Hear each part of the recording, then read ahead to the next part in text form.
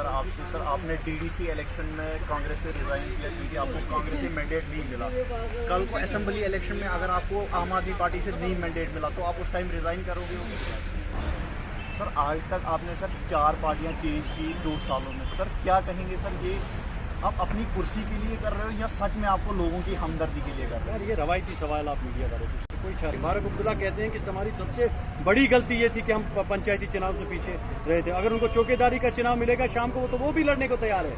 भाई साहब, हम लोगों को ईमानदारी बेचना चाहते हैं। आप देखिए, कल डॉक्टर जितेंद्र साहब की बेटे की शादी होती है, फारूक अब्दुल्ला वहाँ डांस कर रहा था। अस्सलाम वालेकुम नाज़रीन, आप देख रहे हो अमाशी न्यूज़। मैं आपका मेज़बान राकिब खान। इसमें हमारे साथ खास बातचीत करने के लिए मौजूद है आम आदमी पार्टी के डिस्ट्रिक्ट प्रेसिडेंट मोहम्मद अलियास वानी। इनसे हम जानने की कोशिश करेंगे। सर वेलकम है सर अमाशी न्यूज़ में। सर आपका थैंक यू।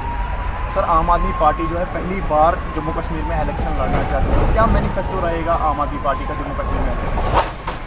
सबसे पहले मैं आपके चैनल का शुक्रिया अदा करता हूँ। देखिए, जैसा कि आप जानते हैं कि पिछले महीने हमने दिल्ली में जाके अपने तमाम हमख्याल साथियों के साथ एक मुल्की विचारधारा के साथ एक ऐसे विजन के साथ ज्वाइन किया है जिसने हिंदुस्तान की राजनीति में भाजपा के बढ़ते जुर्म को रोकने का प्रयास किया है और किसी हद तक आम आदमी पार्टी आम लोगों के साथ जुड़ी है और जिसका रिज़ल्ट आपने पिछले 2-3 सालों में देखा, चाहे 2020 का दिल्ली का चुनाव हो या रिसेंटली जो आपने पंजाब के अंदर जो इंतखाबात हुए उनके नताइज आए।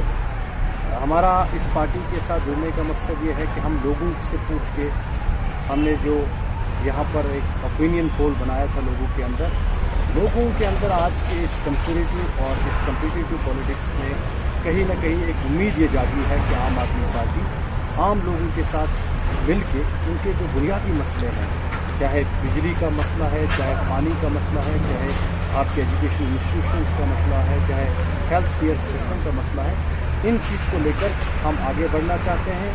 और अभी तक आपने देखा कि लोग जो है डेवलपमेंट के नाम पे इलेक्शन लड़ते हैं, डेवलपमेंट का नारा लगा के इलेक्शन लड़ते हैं, लेकिन जिस वक्त डिलीवर करने की बात आती है अभी तक जितनी भी पार्टियां हैं डिलीवर करने में नाकाम हो गई है। और ये एक हमारी अदना सी मुखलिस और ईमानदार कोशिश है।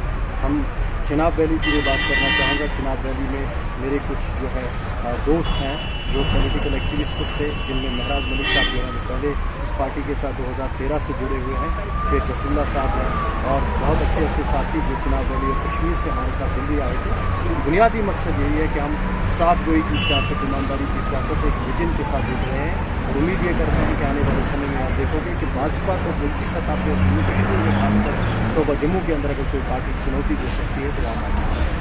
सर आज तक आपने सर 4 पार्टियां चेंज की 2 सालों में। सर क्या कहेंगे सर, ये आप अपनी कुर्सी के लिए कर रहे हो या सच में आपको लोगों की हमदर्दी के लिए कर रहे हो? ये रवायती सवाल आप मीडिया वाले कोई 4 पार्टियां नहीं चलेंगी। सर पहले तो आप मैं कांग्रेस में था, कांग्रेस से आपने एक मिनट सुनिए बात। मैं कांग्रेस में था, उसके बाद मैं स्ट्रेटेजिकली नेशनल कॉन्फ्रेंस में मैंने उसको सिस्टम आज़ाद इतिहाद कोई पार्टी नहीं थी और ना कोई उसका इलेक्शन वो क्या कहते हैं इलेक्शन रजिस्ट्रेशन कोई पार्टी थी। आज़ाद इतिहाद के हम ख्याल लोगों का और वही आज़ाद इतिहाद आज भी चल रहा है। सर काफ़ी लोगों का ये भी नहीं, लोगों का नहीं मानना है। सुनिए मेरी बात, काश आपने उन लोगों से ये बात पूछी होती जो लोग आप मुझे बताइए, जो लोग 370 का ढोल आपको पीट रहे हैं, 370 की बात को लेकर डिलिमिटेशन एक बुनियादी कड़ी है जब रीऑर्गेनाइजेशन एक्ट बना।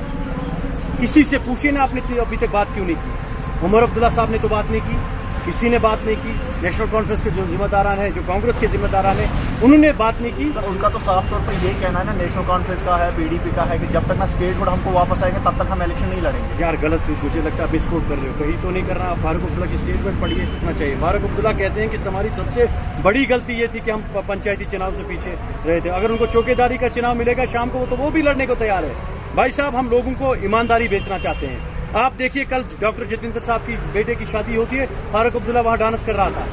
कहाँ लोगों को आप गलत जो है मिसलीड कर सकते हैं? जो पार्टियां है, मैं आपको ईमानदारी बात बताता हूँ। मैं कांग्रेस में जब तक था, मैं कांग्रेस में ईमानदारी के साथ था। कांग्रेस में जितने चुनाव हमने लड़े हैं तब तक हम जीत के रहे थे। तो आइंदा हमने उसके बाद डीडीसी काउंसिल का इलेक्शन लड़ा, हमने जीता, हमने वाइस चेयरमैन अपना बनाया। अब बात यह है यहाँ पर कि ये पार्टियां जो है इन्होंने दफ़ा 4 दफ़ा 8 यहाँ की सियासत पे करके रखा है। नए लोगों को जो काम करना चाहते हैं उनको मौका नहीं है।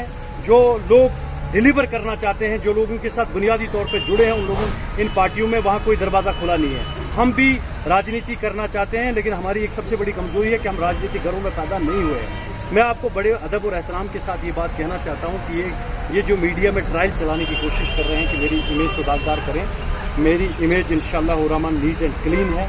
मेरी पॉलिटिकल कंट्रीब्यूशंस क्या है वो लोग जानते हैं। अगर मैं एक सरपंच हूँ, सरपंच के बावजूद लोग मुझे कह रहे हैं आप एमएलए का इलेक्शन लड़िए, तो आप समझिए खान साहब की कहीं ना कहीं वो सियासी बसीरत हमारे अंदर है, इसलिए हमें लोग आगे ले जाना चाहते हैं। जिस पार्टी की आप बात कर रहे हैं, कांग्रेस की बात कर रहे हैं आप, कांग्रेस में हमारा एक बहुत अच्छा योगदान रहा है। आने वाले समय में आपको पता चलेगा कांग्रेस की इमारत से जिस दिन से मेरी ईंट गिरी है, पार्टी की हालात क्या है आपको भी पता है और मुझे भी पता है, मुझे किसी को बताने की जरूरत नहीं। और मेरा ये बिल्कुल क्लियर कहना है कि मैं एक अपना सिस्टम चलाना चाहता हूँ, एक अपना विजन चलाना चाहता हूँ। मेरा ये मानना है कि जिस पार्टी के साथ मैं जुड़ा हूँ, एक अदना सी कोशिश है कि मैं अपलिफ्टमेंट ऑफ यूथ करना चाहता हूँ। आप देखिए, आपसे मैं ईमानन एक सवाल पूछता हूँ, जरा आप इसका जवाब दीजिए मुझे। आप बताइए 370 टूटने के बाद आपने कभी किसी एमएलए या किसी बड़े लीडर को तहसीलदार के दरबार में देखा? अभी कोविड में दवाई बेचते हुए देखा, देते हुए देखा? जब लाशें वहां से लानी थी किसी को देखा? नहीं देखा। इनके पास एक ही सर्टिफिकेट है, ये 370 की बात करते हैं। मैं तो उसके खिलाफ नहीं हूं मेरे भाई। जिस दिन 370 के मामले पे मैंने इनको बुलाया था, उस दिन ये नहीं आए थे, मैं अकेला जेल चला गया था। और आज भी मैं कहता हूं मैं इन पार्टियों के मंशूर से इनके खिलाफ नहीं हूं, लेकिन इनकी कथनी और करनी में फर्क है। मैं बोलता चला आ रहा हूं। बेसिकली यहाँ पर इस वक्त जो है लोगों को जज्बात में आकर अपने सियासी मुस्तकबिल का फैसला नहीं करना चाहिए। हिंदुस्तान में मैंने पिछले दिनों जब यूपी का इलेक्शन हो रहा था, मैंने एक ट्वीट किया था, मैंने कहा था कि hijab controversy is adding more fuel to the communal division of electorates and it is my polite and sincere request as well as advice to the political class of the country, don't play on the Modi speech, because Modi is the Sachin Tendulkar of communal politics. You cannot defeat him on communal lines. आप क्यों लोगों को, आप आज तक उमर अब्दुल्ला साहब आपने कभी टोपी नहीं लगाई, मुझे समझ ही रहा है आप 6 महीने से टोपी क्यों नहीं उतार रहे हैं। मेरे भाई सबज झंडे से, जब सबज झंडा यहाँ लहराया गया, मैं इतिहास आपको याद दिलाना चाहता हूं। इतिहास यह है कि जब मुस्लिम कॉन्फ्रेंस बनी, वो मुसलमानों के जज्बात से बनी थी, वो एक मूवमेंट थी, वो पॉलिटिकल पार्टी नहीं थी। जिस तरह कांग्रेस ने हिंदुस्तान की जंग आजादी को राजनीति करके एक कांग्रेस पार्टी बनाई, पॉलिटिसाइज किया, उसी तरह से नेशनल कॉन्फ्रेंस ने मुस्लिम कॉन्फ्रेंस को नेशनल कॉन्फ्रेंस बना दिया। जब लोग थक गए तो उन्होंने कहा कि हमें भी मेन स्ट्रीम पे बिलीव करना चाहिए, और सईद अली शाह गिलानी जैसे आदमी ने, वो लेजिस्लेटिव असेंबली के मेंबर थे 87 में। जब इलेक्शन हुए, इलेक्शन में रिगिंग हुई और जो मफ था उसको ये दायरा छोड़ना पड़ा। उसके बाद इसी झंडे को पीडीपी ने उठाया। मैं आपसे एक सीधा सवाल पूछना चाहता हूँ। मुझे लोग कभी बोलते हैं कि अरविंद केजरीवाल ने 370 के तोड़ने में ट्वीट किया, मैं भी मानता हूँ किया। झूठ की सियासत नहीं करनी है। आप मुझे बताइए, कहाँ आपके पास एब्सोल्यूट मेजॉरिटी? क्या ट्वीट न करने से 370 नहीं टूटता यार? 370 तो फिर भी एब्सोल्यूट मेजॉरिटी थी, टूट जाता। और बहुत बड़ा सियासी डाका है। मैं अपनी सियासी खुदगर्जी के लिए बोल सकता हूं कि गलत किया, सही किया, लेकिन 370 पहचान थी रियासत जम्मू कश्मीर की। उस वक्त जम्मू के लोग बोलते थे कश्मीरियों को नुकसान हुआ। आज देखिए जम्मू में सबसे ज्यादा नुकसान इसका हुआ है। लेकिन इस वक्त जो हमारे पास पॉलिटिकल स्पेस अवेलेबल है, हमें उस पर हकीकत पसंदी की सियासत करनी चाहिए, न कि लोगों को। आपने तो बीडीसी इलेक्शन में भी बोला था हम 370 वापस लाएंगे। मैं 370 के मुखालफत में नहीं हूँ, और मैं ये अभी तक ये नहीं कहना चाहता हूँ कि 370 पे मेरा स्टैंड क्या है, मेरी पार्टी का स्टैंड क्या। अलबत्ता मेरी पार्टी प्रैक्टिकल पॉलिटिक्स करती है। जब आम आदमी पार्टी का विजन डॉक्यूमेंट लोगों के सामने आएगा, उस विजन डॉक्यूमेंट में ये चीज़ें क्लियर हो जाएंगी। फिर मैं आपको एक बात दोहराना चाहता हूँ कि जम्मू कश्मीर के नाजुक सियासी हालात को समझते हुए, जिसको दूर अंदेश जो सियासतदान होगा उसको ये सोचना चाहिएगा कि मुल्की सतह पर भाजपा की कम्युनल पॉलिटिक्स को अगर कोई रोक सकता है तो वो अरविंद केजरीवाल की डेवलपमेंटल और प्रोग्रेसिव पॉलिटिक्स रोक सकती है।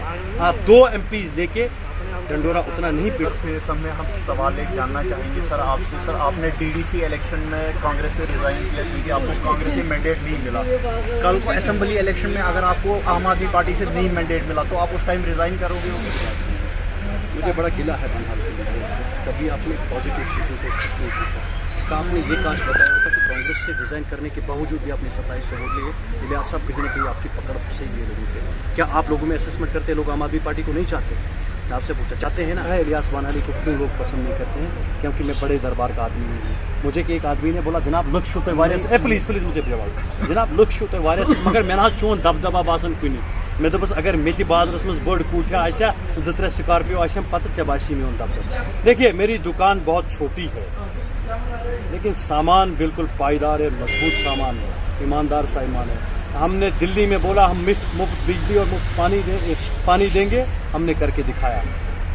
हमने बोला पंजाब में हम ये चीज़ें करेंगे और 15 दिन की सरकार में ये चीज़ें होने लगी। यहाँ भी बताया गया है। सर काफ़ी लोगों से हमको ये भी सुनने को आया जब इलियास कांग्रेस में थे तब तो उन्होंने लोगों की कोई हमदर्दी नहीं की, जब वो पार्टी से बाहर आ गए तब उनको हमदर्दी आ गई। सुनिए बताइए, इलियास वानी ने कांग्रेस में रह के 370 की जेल काटी है। उन लोगों को मेरी तो लोग नहीं कहते हैं, ये मैं भी जर्नलिस्ट रहा हूँ ना। दिस इज ये पॉलिटिकल मिथ होता है जो आप क्रिएट करना चाहते हैं। सर लोग प्लीज सुनिए, सर्फ माइंड लीडर और पॉलिटिशियन में बहुत फर्क होता है मेरे भाई।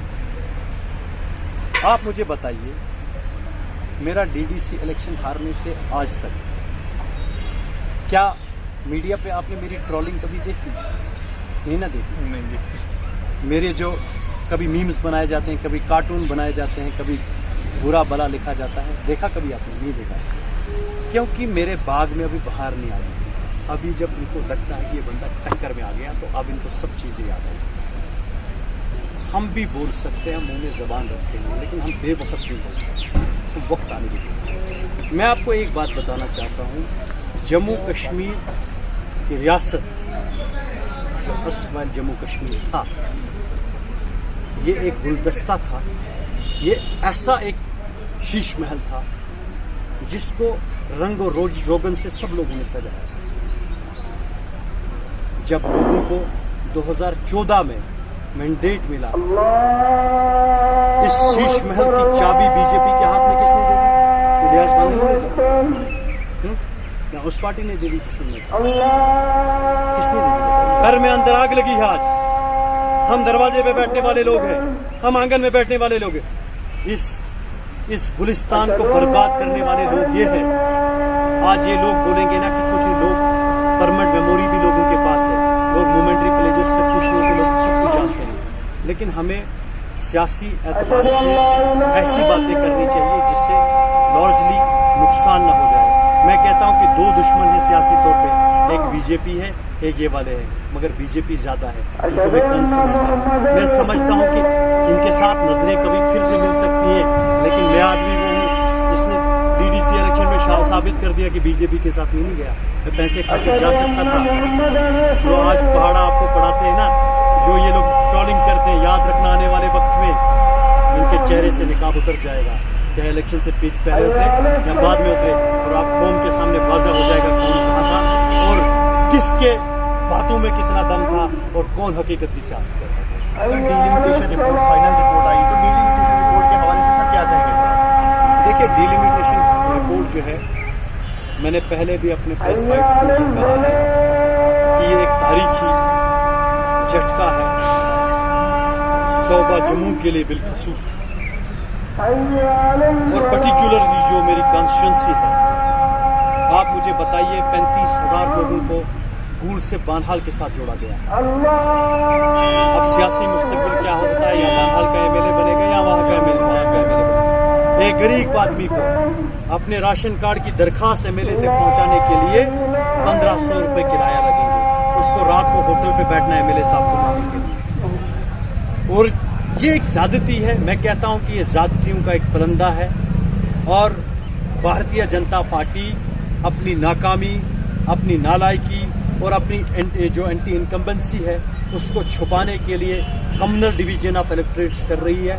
आप देखिए, बनिहाल से उन लोगों को निकाला गया, शायद मुझे लगता है कि मजहबी एतबार से टॉर्च लगा के इन्होंने लोगों को ढूंढा कौन कहाँ जाता है, किसका क्या धर्म है। इसलिए मैं कहता हूँ, ईमानदारी बात यह है कि डिलिमिटेशन कमीशन की रिपोर्ट जो है वो सरासर पॉलिटिकली मोटिवेटेड है, झूठ का एक जो है पलंदा है, और ज़्यादतियों की एक बहुत बड़ी किताब है जिसका खमियाजा यहाँ के लोगों के लिए, जो सियासी ज़ाब्ती की गई, कम से कम 50 साल लगेंगे, तब तक हम इस दुनिया फ़ानी से रहलत कर चुके होंगे, जब कभी दोबारा ये चीज़ें खुल जाएंगी। इसलिए अब हमारे पास अवेलेबल स्पेस तो राजनीति करने की यही है। मुझे किसी ने बताया जनाब मज़हब खतरे में है, वो चीज़ें कहते कि मैं बात करूँ, काश ये मज़हब हमें इलेक्शन से पहले याद आता है। मज़हब हमें उस वक्त भी खतरे में हो सकता है जब इंसाफ की तराजू में अपने दो आदमी को मुलाजमत लगाने, एक साइड से गरीब का बच्चा है और दूसरी साइड से आपका रिश्तेदार है। उस वक्त आपके ईमान का है, क्योंकि आपने हलफ लिया होता है, आपने हलफ लिया होता है कि मैं हक और इंसाफ से इस कौम की करूँगा। दरअसल न भगवा वालों का मज़हब खतरे में है, न हमारा मज़हब खतरे में है। मज़हब को संभालने वाला मेरा रब है। ये कुरान में गवाही है कि अल्लाह ताला इस धर्म को, इस मज़हब को खुद संभालेगा। और अक़ीदे किसी के थपड़ों से मजबूत हो जाते हैं, न कि कमज़ोर हो जाते हैं।